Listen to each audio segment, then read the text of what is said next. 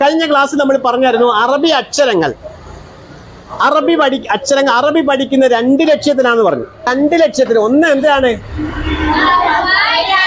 അറബി ഭാഷ പഠിക്കാൻ വേണ്ടി. ഒന്ന് എന്തിനാണ്? ഖുർആൻ. അപ്പൊ അറബി ഭാഷ പഠിക്കാൻ വേണ്ടി ഒരാൾ പഠിച്ചു. പക്ഷെ ആ പഠനം കൊണ്ട് വിശുദ്ധ ഖുർആൻ ഓതാനൊക്കത്തില്ല. കഴിയുമോ? കഴിയത്തില്ല. അതേസമയം ഒരാളിന് വിശുദ്ധ ഖുർആൻ പഠിക്കാൻ വേണ്ടി എന്ത് ചെയ്തു? അറബി പഠിച്ചു. അപ്പൊ അയാൾക്ക് എന്ത് ചെയ്യാം? 2 നടക്കും. അറബി ഭാഷ പഠിക്കാനും ഉപയോഗിക്കാം, വിശുദ്ധ ഖുർആൻ ഓതാനും കഴിയും. മനസ്സിലായല്ലോ? ഇനി അറബി പഠിക്കുമ്പം നമ്മൾ 3 കാര്യങ്ങളാണ് ഈ തജ്വീദുമായി ബന്ധപ്പെട്ട് നമ്മൾ ചെയ്യേണ്ടത്. ഒന്ന് അറബി അക്ഷരങ്ങൾ പുറപ്പെടുന്ന സ്ഥലങ്ങളും സൗണ്ട് സിസ്റ്റവും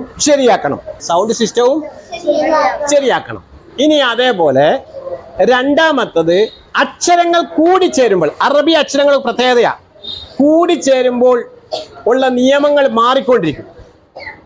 മനസ്സിലായോ? എന്താ പറഞ്ഞത്? അറബി അക്ഷരങ്ങൾ കൂടിച്ചേരുമ്പോൾ എന്താവും? നിയമങ്ങള് മാറിക്കൊള്ളും. അത് അറിയണം. നമ്മൾ ആദ്യം അറിയുന്നതാണ് അതായത് അക്ഷരങ്ങൾ പുറപ്പെടുന്ന സ്ഥലവും സൗണ്ട് സിസ്റ്റവും എന്താക്കണം? ശരിയാക്കണം. രണ്ടാമത് നമ്മൾ പറഞ്ഞ എന്താണ്? അക്ഷരങ്ങൾ കൂടിച്ചേരുമ്പോൾ ഉള്ള നിയമങ്ങൾ അറിയണം. കഠിനമായ പരിശീലനം വേണം. എന്ത് വേണം? നല്ല പരിശീലനം ഉണ്ടെങ്കിലേ പരിശുദ്ധമായ ഖുർആൻ അതിൻ്റെ തനതായ ശൈലിയിൽ ഓതാൻ കഴിയൂ. മനസ്സിലായോ? നമ്മളൊക്കെ ഓതും, പക്ഷെ യഥാർത്ഥ ഓതലാണോ? തജ്വീദ് അനുസരിച്ചുള്ള ഓതലാണോ? ഈ പറഞ്ഞ നിയമങ്ങൾ പാലിച്ചുള്ള ഓതലാണോ? അത് യഥാർത്ഥ സൗണ്ട് സിസ്റ്റം അറിയാവോ? ആർക്കെങ്കിലും പറഞ്ഞു കൊടുക്കാൻ പറ്റുമോ? അതുമില്ല. പക്ഷെ നമ്മൾ എന്ത് ചെയ്യും? എല്ലാവരും ഓതുന്ന കേൾവി കൊണ്ട് കുറേ പഠിച്ചിട്ടുണ്ട്. എന്താ പഠിച്ചത്? കണ്ട് പഠിക്കാൻ നമ്മൾ പഠിച്ചിട്ടില്ല. കണ്ട് പഠിക്കണം. അക്ഷരങ്ങൾ കണ്ടാൽ അതിന്റെ യഥാർത്ഥ മഖ്റജ് ഇതാണ്. അറബി പറയുന്നതാണ് മഖ്റജ്. അക്ഷരങ്ങൾ പുറപ്പെടുന്ന സ്ഥലത്തിന് എന്താ പറയുന്നത്?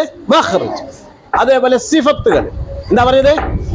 സിഫത്താണ് സൗണ്ട് സിസ്റ്റം, മഖ്റജാണ് അക്ഷരങ്ങൾ പുറപ്പെടുന്ന സ്ഥലം. നിങ്ങൾക്ക് മനസ്സിലാവുന്നുണ്ടോ? ഈ 2 കാര്യം മനസ്സിലായോ? അക്ഷരങ്ങൾ പുറപ്പെടുന്ന സ്ഥലത്തിന് എന്ത് പറയും? മഖ്റജ് എന്ന് പറയും. സൗണ്ട് സിസ്റ്റത്തിന് എന്താ പറയും? സിഫത്ത് എന്ന് പറയും. അപ്പൊ ഒരക്ഷരത്തിന് 5 മുതൽ 7